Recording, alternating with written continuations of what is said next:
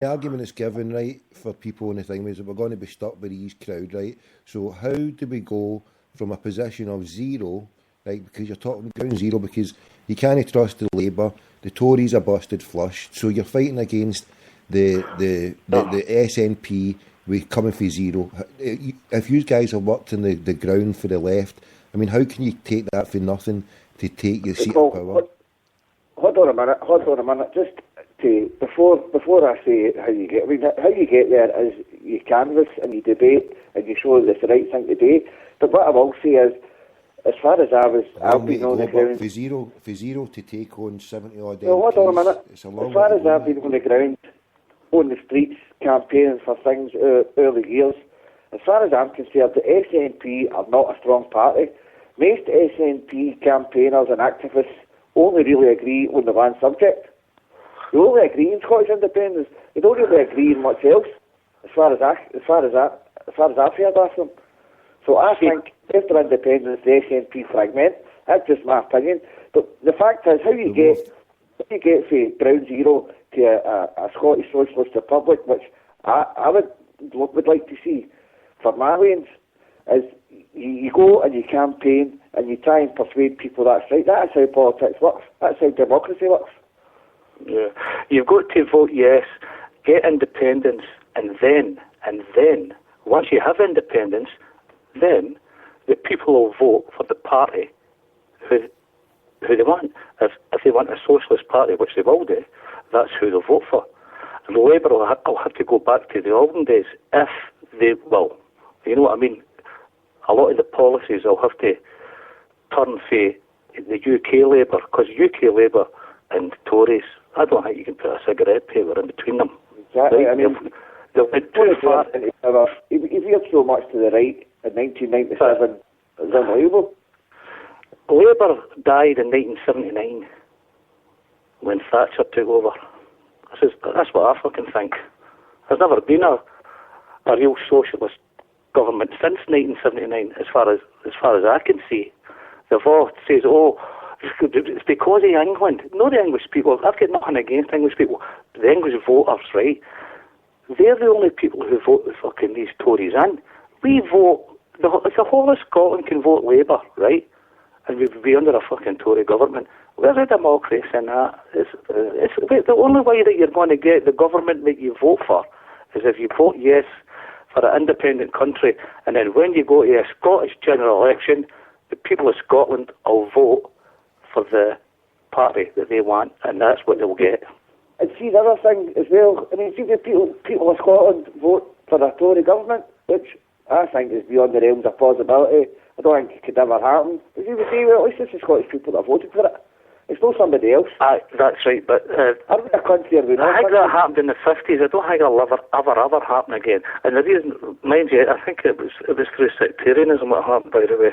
And then that just reminds me something that I was just going to bring in there, right, is the basis of what if the Unionists were to get their vote together and say they would have, because it used to be the Unionist and Conservative Party, and then it became the Scottish Unionist Party. So what if there's not enough of them, Tom, in there? Well, what if they were to get a few MPs with the Unionist side there? They can get MPs, but in a Scottish general election, right? There's no way that they are going to vote for Tories. Come on, think about it. No, but they'll be called the Unionist Party. They'll be called the Unionist Party, so it'll be straight out sectarian. Here's a Unionist Party. Oh, like a Scot kip instead of a UKIP. Aye. Honestly, there's no enough. This is pie in the sky stuff. There's no way. Aye. That's a long way to go for that. Hold on, how is it pie in the sky when they? No, it's in the future, isn't it? No, but hold on. We're talking. No, but we're talking about we're talking about what's going to come to Scotland if he votes independence, right? So it's no pie in the sky. We're always talking about what's going to happen, what's going to come yet. So we need to take into the possibility that the Unionist Party would become stronger because they would take the element of the Tories, but instead of being the Tories, it would be just the Unionists. So there'd be the blue of the Unionists. So there'd be an element of people who would be wanting part of the Union. And you've got to accept that as a fact. But the policy, people vote. What the policies? People vote for policies you'll get the few crackpots, right, saying, oh, I want a Union Jack or whatever, so I'm voting for that no matter what, right? Aye. If some of these Huns, right, see if England said, right, we want you to stay with us, you can keep your Union Jack, but you're going to get half the money that we get, these countries would still fucking vote for that. But you're not trying to tell me any sensible person would vote for that. You know what I mean? So if there was a unionist party... We know all that, but I'm just saying you need to be fucking aware that that's what these bastards are going to do. If you think that there's going to be plain sailing, like all the wee parties, if it becomes a case of where the wee parties and a little guy gets a chance, then for every little radical independent socialist guy, you're going to have a right-wing raving loony fucking either, like you said there, Scottish kip instead of UKIP, or you're going to get fucking Scottish EDL, Scottish Defence League, or fucking... I think once the loyalist KKK. Once we get independence, I think within a year or two, all that shit will come down even more. I think it would be better for all things. What do you mean it's going to calm down? How's it? These people don't fucking calm down. Look the way they go. Yeah, but it's only a minority. Believe me, it is a minority of them. Remember, it's the whole of Scotland. It's the whole of Scotland we're speaking about. Not just fucking govern. In fact, I shouldn't say govern. Hold on, Paulie, tell us. He's saying there's a minority here. No, a minority of nutters. Are they a minority in Scotland, the loyalists? Aye. In Scotland, aye. In the west of Scotland? No. But in the whole of Scotland, they're definitely a minority. In the central belt then? You're not trying to tell me the Heart supporters are going to say, I'm just saying, the central belt of Scotland is where the majority of Scotland Edinburgh's in the central belt, isn't it? Right, so you're talking 3 million, so you're talking 2/3. It's not about Actually, you're speaking about half the population of Scotland in the central belt. Right. Aye. So the majority of that, right, 70%. That's half, right? 70% coming from a Protestant stroke, could be loyalist side. So right, okay, and what about the rest of Scotland? No, but I'm just saying, you're talking half, more than half of Scotland, and more than half of the half. You do have a point, Tommy. Of a loyalist. You've got a good point, because see, if there was no loyalists here, we'd already be a fucking independent Scotland. The point becomes invalid on a yes vote. That's right. That's what I think. But I know what Tom. I know where Tom was coming from. I know what he's saying. Aye, he's saying that when we get independence, they're going to bring in another government to try and fuck us up. That just doesn't ring true to me. It doesn't ring true to me either, but I know exactly what he's getting at. Aye, but it doesn't make sense to me. I doubt if it would happen, Tommy. No, I'm just pointing out that there's a sizable amount of loyalists here that could fuck up everything. Yeah. Out of the central belt, the amount of ones there. They've been living for 300 years. But Tommy... This parliament is supposed to be for a minority government, right? So what you could get what parliament? The parliament in Holyrood. The fact that we've got... No, that's a majority government. No, but listen, they've set that parliament up. So you couldn't get a majority government. Well, they broke them all. Well, they were wrong, wouldn't they? But they broke them all. But that's right. If, like it happened in the first election, and they called it the multicultural or multi-thingy because it was all independence and all that. So but it doesn't matter what they call it. They have to have the proper policies. They have to have the proper policies. Shut up to make a fucking point. What I'm saying is, in a majority parliament that we've got to now, it's an aberration, right? So there's no guarantee that they'll ever get that again. So hold on a minute.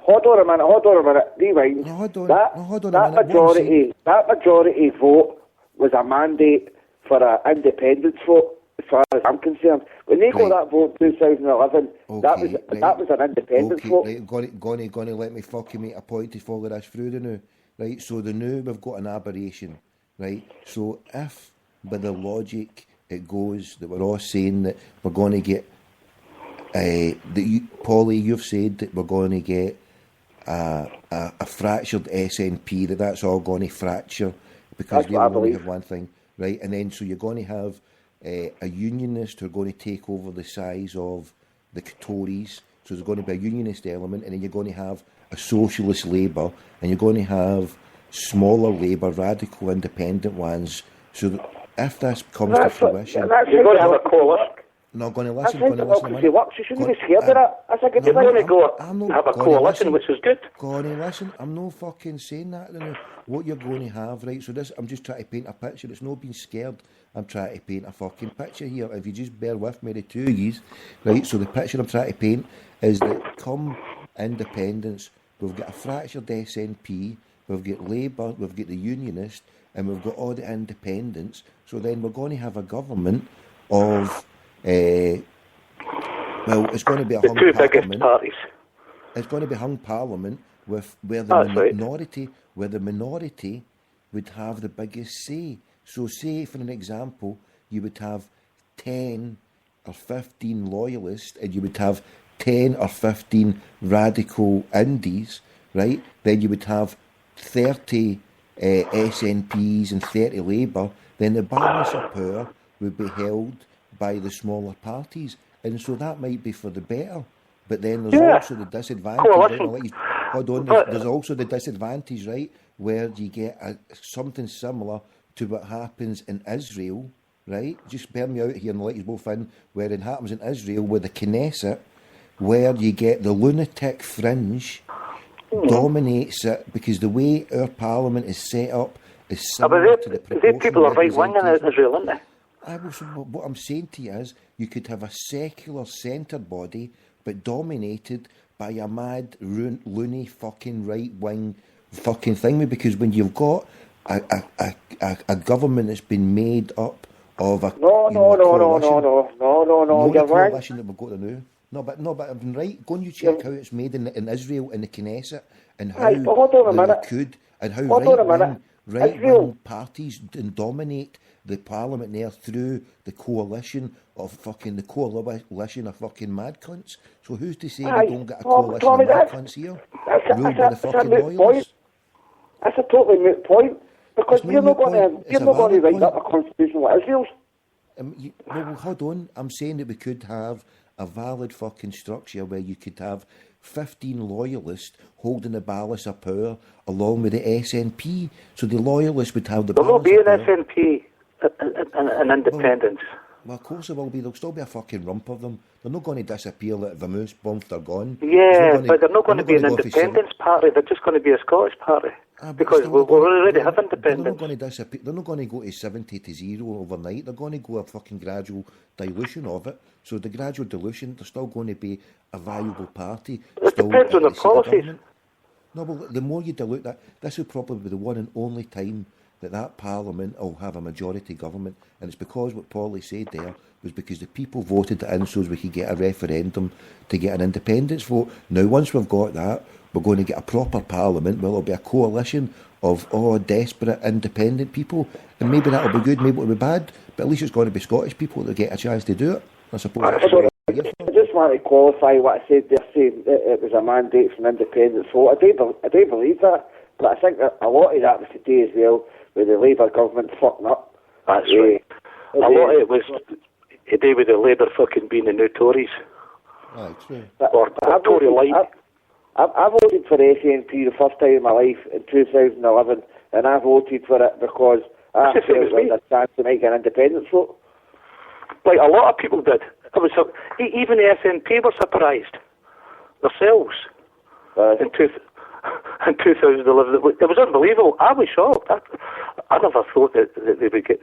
I thought that they would have the most seats, but I didn't think that they would fucking rule it outright. So that just tells you what the people of Scotland think.